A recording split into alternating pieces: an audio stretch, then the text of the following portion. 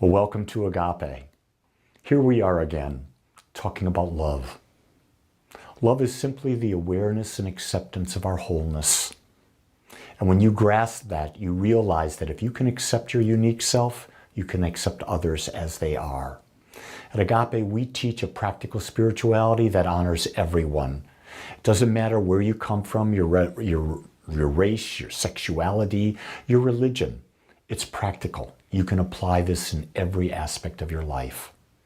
And today we're going to begin the journey. We're going to look at the core concepts of science of mind. We're going to get a deep dive into what is the teaching that we base everything off of. But before we do that, let's take a moment and let's go within. So I invite you to come into a comfortable seated upright position. Your back is straight. Your hands gently resting on your lap, eyes closed. Now bring all of your awareness to your breath. Long, deep, slow inhale. Long, slower, deep exhale. Again, breathing in, breathing out. Breathing in, and breathing out. Now as you breathe normally, ask yourself, who is breathing me? Who is observing the breath? Who is observing the thoughts I'm having while I'm breathing? Who is feeling the sensations that I'm experiencing while I'm breathing and thinking? It's not your body. It's not your mind. It's you. It's you that's in there. That point of consciousness that has a body and a mind, but is not the body and the mind. When you step into the seat of the soul, when you step into the witness, you become the master of your life because you now have taken back your power.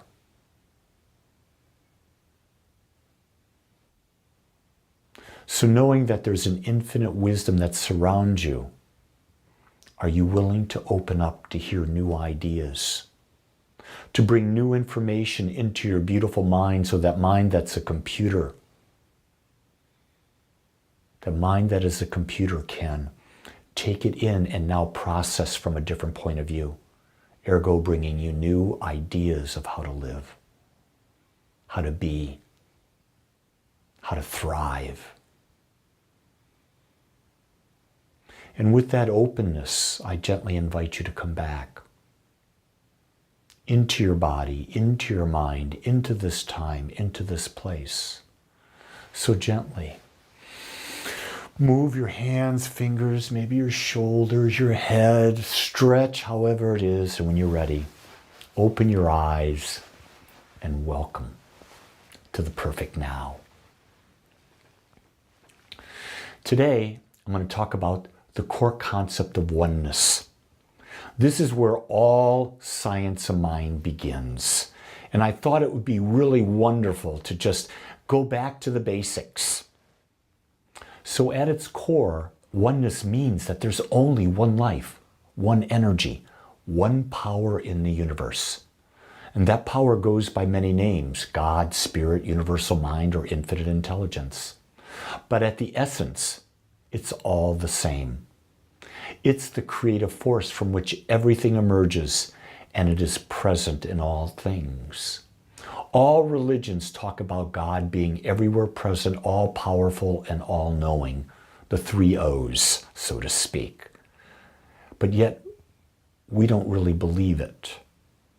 Because if we believe that there is oneness, we would understand that there's no place for judgment.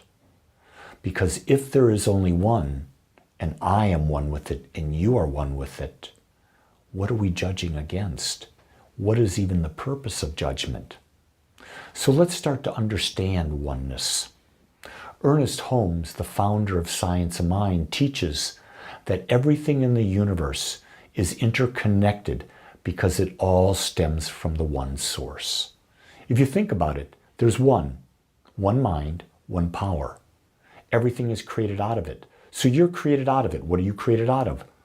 God. What do we hear all the time? You're created out of stardust. Well, what is stardust? Stardust is the very essence from which all things are created. It's where the whole cosmos began. And we're a part of that. So not only are we created out of stardust, that's our physical being, all the atoms and molecules, but we're also part of the one consciousness. Even though our perspective is limited, we're part of that. You see, the universal mind, the infinite mind, is both transcendent and immanent. It means it's beyond us, and yet it also exists within us. So I have a mind that I'm using, but that mind is also part of the infinite mind, which means what? All the information of the cosmos is right here with me right now, and I have full access to it if I open myself up to it. You see, we are all interconnected because we're all part of this one consciousness. We may appear as individuals separate from each other, but in truth, we are made of the same spiritual stuff. We are one with life itself. So how do we get to that? That's where meditation comes in. When we go into meditation, we step outside of our own mind, our own body, and we allow ourselves to blend into the allness that is all that really exists. I want you to imagine the ocean. There are waves, and there is the ocean itself. The waves may look different, rise at different times, and crash on different shores, but each wave is still made from the same water. The wave is never separate from the ocean because they are one. So while the waves are on the surface, beneath the surface, we're all part of that same beingness. I'm a wave, you're a wave, sometimes I'm high, sometimes I'm small, sometimes you're high, small, whatever it is. But beneath the surface of the ocean, there's just one calm presence. And that calm presence is where we strive to be in meditation. So let's look at it from a practical standpoint. What are the practical implications of oneness? When we grasp the idea of oneness, it transforms the way we see ourselves and others. We no longer view others as separate from us or other than us. Think about that. If you're judging someone, what you're really saying is they're separate from me and I don't approve, or I do approve. And it's that approval or disapproval that gives us these preferences, which also causes us most of our pain. We're striving for something, and when we're not getting it, we're upset. We're striving not to be something, and when that happens, we're really upset. But when we grasp oneness at the core of everything, we stop judgment. When we're recognizing that we're part of the whole, the same whole, we begin to understand that what I do to you, I do to me. What you put out comes back.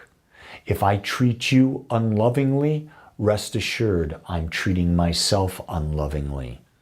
If I'm sarcastic with you, putting you down, rest assured I'm sarcastic with me and I'm putting me down. Because we all do the same thing to everybody. What we do to ourselves. When we become more situated in the seat of oneness, we begin to realize that cooperation, compassion, and understanding are the natural expressions of a consciously rooted life. We're one with everything. The basic theme of yoga is oneness, it's unity. We've gotten messed up in the West. We think it's doing asanas or positions and that. It's not that. Yoga is, how do I unify myself with all that is, with each other and with all of life? One of the things to understand too is with oneness, there's the creative power. Because we are one with universal mind, we're also connected to the creative power of the universe. This means that each one of us has access to the same creative force that form the stars, the planets, and life itself. In other words, there's nothing that we cannot accomplish with our mind when we unite in a state of oneness. This is one of the funny things about what we teach in religious science, and this will be another talk, is that we teach the power of prayer, and we call it spiritual mind treatment. And there's 5 steps. Recognition, God is all there is. Unification, that I'm one with it. Realization, I am, stating what you want to be now. Then you go into gratitude, and then you release it into the universe. Most people spend all of their time on the realization statement. I am this, I'm abundant, I'm healthy, I'm that. And they misplaced it. Steps 1 and 2, God is all there is, and I am one with it. That's where all effort should be put. The second you realize and experience oneness, the words you speak will be instantly demonstrated, because you've identified yourself as the power with no limitation. Until you identify yourself as the power with no limitation, limitation exists, because the power that you're using is an earthly power, and there's tremendous limitation in it. Ernest Holmes tells us that our thoughts, beliefs, and consciousness directly impacts our experience. Why? Because we're always connected to the universal mind, and that mind is always creating, and it's always creating what we're putting into it. So you want to know what you believe? Look at your life. It says all you need to know. Every thought we think is like a seed planted in fertile soil. The soil is the universal mind. And just as a seed grows into a plant, our thoughts and beliefs shape the experiences and conditions of our lives.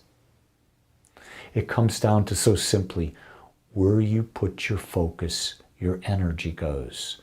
Where your energy goes, you create the experience. Oneness reminds us that we're not victims of circumstance. It reminds us that we are co-creators with the universe, and we have a power to shape our lives by aligning that creative force that is always at work. I like to think of grace as the inner knowing that the creative power and the creative force is always working through us, and that we can change at any moment by simply beginning to think a new thought, building a new belief, and as we do that, the universal mind, the creative intelligence, oneness, responds to us. So what about awakening to oneness? How do we do that? The easiest way I have found is to turn your attention inward through the practices of meditation and spiritual mind treatment. You can use affirmations, you can use gratitude, other things, but I find meditation and spiritual mind treatment are my best friends. I use them every day. Also, to mindfully look at the world through the lens of oneness with an open heart. And when you do that, you begin to act from a place of love, compassion, and understanding. Now, I'm not talking about the human heart, the one that has preferences. I'm talking about the divine heart who seeks to experience everything fully. It only focuses on what's in front of it to fully experience it. Once it's done, it lets it go and experiences what's in front of it now. When you can live with an open heart, without preferences, now you're living as the divine. You see, when we awaken to oneness, we see and recognize others as fellow expressions of the same divine source, instead of competitors or enemies. We have no enemies. Enemies are perceptions of a mind that doesn't believe it's whole. It does not believe in oneness. I truly believe the key to life on this planet is not competitive capitalism, but collaborative capitalism, where we all work together and everyone benefits. Here's our we believe statement, and I think this is so profound. Every time I read this, I go deeper into the understanding of who I truly am. And you can read it with me if you like, if you're watching. If you're listening, just feel the essence of it within your soul. We believe in God, the living Spirit Almighty, one indestructible, absolute, and self-existent cause. This one manifests itself in and through all creation, but is not absorbed by its creation. We believe in the incarnation of the Spirit in all, and that we are all incarnations of the one Spirit. So what are we saying? We're saying God is all there is. It is the seen, the unseen. It is the known, the unknowable, and it is the yet to be known. It's everywhere, always has been, always will be. And guess what? You're a part of it. And every day you get the chance to become more and more aware of that divine presence in you. And my friends, when you have that experience, you will not be able to explain it, but it'll penetrate and change every cell in your body because you will have known God. I want to thank you for taking your time to be with me on this beautiful, beautiful day. And so with that, I want to invite you, make a donation, support this work so we can bring this work to more and more and more people. It's about self-empowering everyone. It's not about relying on me because I'm frankly not to be relied on. I can only rely on me. You have to learn to rely on you. But I can be there on the journey with you and I can support you and we can support each other. If you'd like more information or to give, go to agapespiritualcenter.com. agapespiritualcenter.com. Click on the giving tab or click on the calendar. See everything we offer. We're putting everything out there so that you can be supported. That's our job, to awaken humanity one person at a time. With that, I wish you a sense of oneness, a sense of love.